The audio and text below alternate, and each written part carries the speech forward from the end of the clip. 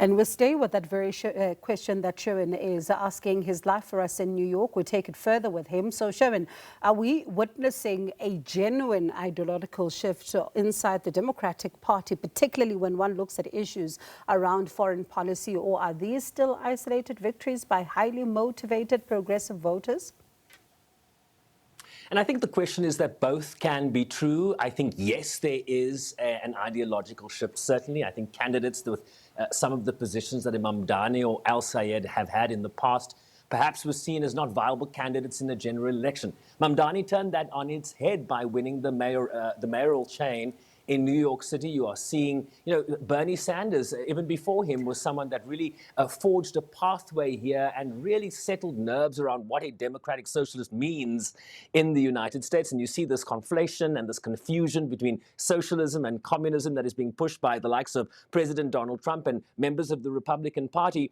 But the Al-Sayed victory, is informative and instructive because it now is in a swing state. Understand that the United States is a complex, heterogeneous society. There's nothing monolithic about the electorate. So to use an example of a Mamdani in New York does not translate into states like Indiana or Montana or Oklahoma or Alabama, right? There are rural parts of America. There are conservative portions of America. There are very urban, liberal, progressive parts of America. And so that is the confusion about trying to define an electorate in a moment like this. What the Michigan race teaches us is that certainly in the Democratic Party, there is now an appetite for more progressiveness within the party. That is what the primary win for Al-Sayed demonstrates. But understand that his victory over a centrist Democrat was marginal. It was less than, or if around 1% was the margin of victory. He now becomes the Democratic candidate against a Republican for that key Senate race in Michigan.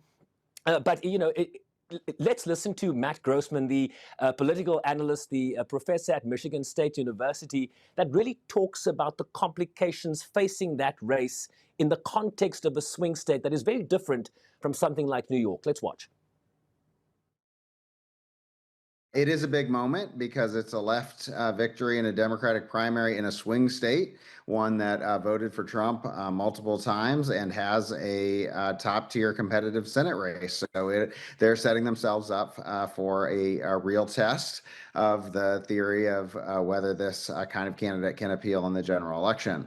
I think, the party will come together, but it is a test of, is there a bias for non-moderate candidates in a swing state? Is there a bias for candidates that haven't previously held elected office? And is there a bias against Muslim candidates? All three of those have showed up in some research, and we get kind of a live test of it today.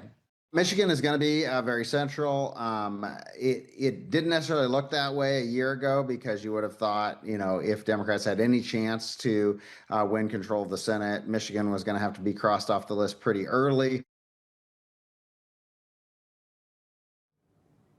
And the real question now becomes, Bongiwe, how does Dr. Abdul Al-Sayed pivot now, having secured the Democratic nomination for Senate? He has to now appeal to those independent voters in the swing state context. If you have 33% Republican, 33% Democrat, to win 50+1 is those independent voters. They tend to be a little bit more centrist, maybe not as left-leaning. The question is, how does he pivot from his progressive policies to include that portion of the electorate so that he can win in November and help bolster Democratic chances of retaking the Senate? Interesting, Sherwin, especially when you look at the midterm elections. It could go either way. So let's see then what happens and, get into conversation about it just a bit more in the coming days. But I appreciate your time as always. Thank you for speaking to us. Sherwin Bryce-Pease there live for us in New York. And really an interesting one that is, a story that is developing there.